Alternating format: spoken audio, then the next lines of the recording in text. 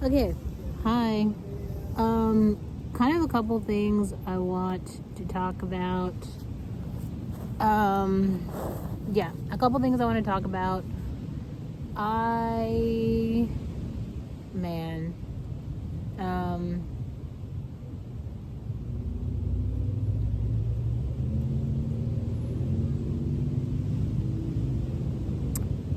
I feel like I should actually probably work on just uploading some of the things I've already recorded, but maybe there's something that is a little more light that I can start to flesh out.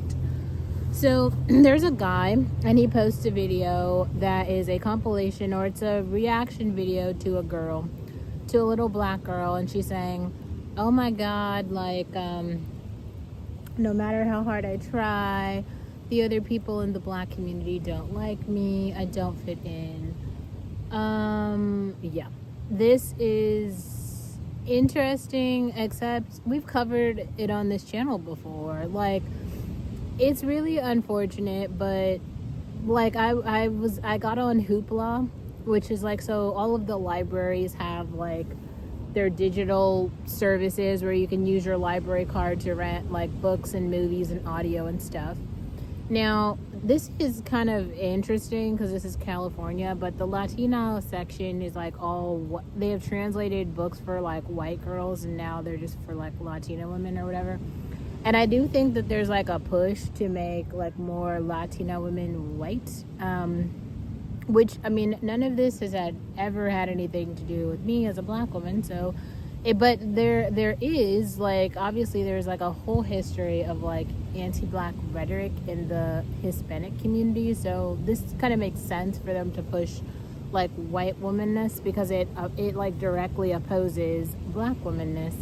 And my goal is to advocate for the eradication of black womanness in white societies. We need to have them on different continents, different planets. I watched a short bit of, Khalees being in Africa. I guess she bought some farmland in Kenya. I think that's really cool. I think that's really great. I think that's a very good representation, a good, I don't know. I think she's been a good role model for a long time. I think that, this is just better. It's just more examples. I can't drive home enough though. And I wrote about this today, but here's the premise of the concept note or whatever. There's never been a day in America where Rihanna and Kendall Jenner have both had good days. It doesn't exist. And it's something I noticed a while ago. I saw a video where someone made, it was a joking kind of commentary video, but then I thought about it and I was like, oh shit, this is actually very true. And it's because Rihanna hates Kendall, and I don't know how Kendall feels about Rihanna, but those women are not on good terms. At no point are they at events and then being friendly with each other, because Rihanna, when I have noticed, when Rihanna does not like you, it becomes very clear, evident, right? I'm not sure about this, but I kind of think that Rihanna doesn't like Tyler, which is why you don't ever see them ever together, never, even though Tyler seems to really adore Rihanna. So the whole thing is funny, right? But let's go back to why this is actually important. I think that so much of propaganda and media in America is curated. So there's these images that are curated, right? It's right now, if you go look on the Vogue site or anywhere, you see pictures of Travis Kelce and Taylor Swift. They're just going out, walking around together, because I feel like media is trying to promote white people in relationships. They've been trying to do this for a very long time, but there was also more incentive, because right now they have to have the natalist movement because of the birth decline for white people. And really, it's the whole side of the spectrum. It's all the way over here is black, all the way over here is white. It's America, Africa, so far away, nothing in common, everything is different. It's developing, developed, everything is different. And so all of the ideology that we got needed from, let's say, really popular celebrities right now in the black community, Beyonce, Rihanna, Ayo Ejibiri. Who else is there's someone, the girl from the show Forever. I haven't seen that one. That's a really popular one right now. Those women have been creating a different narrative. It's not the narrative of like be in a relationship, walk around with your cool outfit. It's like every single thing that they did is like super radical. Like, and it doesn't fit in with the other, like, the other people. Like, any four of those women, there's no like equal and opposite person from the other part of society. Like, if like think about that for a second, but seriously, like it's like Ayo Debiri all the way over here. Yes, the show The Bear is very popular, but she doesn't have like a white counterpart. There's no other actress who's like, her lane is very specific to her. It's kind of like talking about Ryan Coogler right now in Sinners. I don't know if I said this, but he did a Black mental health panel in Oakland, which I thought was interesting because like I don't understand what Ryan Coogler's goal is. There are some people who I'm a bit confused about because I don't know if everyone sees the forest through the trees. If you're here, I definitely think you see the forest through the trees because I make it plain, right? And I give you so many examples. We've been going here for a long time. Like, we're not new to this, we're true to this sort of thing, right? But there's other people I feel like who are trying to like, you know, cosplay with Holly weirdos and pretend like everything's Gucci and just like go down the same lane as though it's gonna work. Like, something that I think is interesting, it's the Kids' Choice Awards right now, and they are pushing like Tyla being at the Kids' Choice Award. Maybe she got an award or something like that, but like there's at no point will this ever, like, Tyla will not be the next Rihanna. There will never be another Rihanna, and there won't be another Beyonce. Those people are like so different for so many reasons. Like, I can't. But I think there's this idea like, oh, we could just put another Black one there. Just put one there, and then everyone will see it, and it'll be okay because it'll be like the same thing we did before. It isn't the same though. Like, that's what I'm trying to make plain here. It's like so different, and the context matters. So this guy coming on and hearing this girl be like, oh my God, the Black community doesn't like me. Oh, that, and she's like, it is actually really sad if you go watch the video, and I'll link it. Watch it. But I think the thing that this girl does not know yet is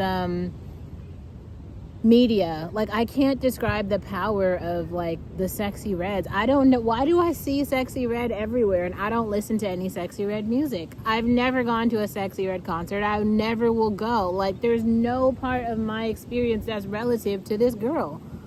But like, American media really feels like she is portraying all of us. Like, are you joking? It's just like actually insane. And if you just go outside, or even if you literally just don't even go outside and you legitimately stay, the Black girl communities are online. Everyone has their own YouTube channel. Everyone who knows how to talk and read has their own YouTube channel and is legitimately explaining their own point of view on the internet.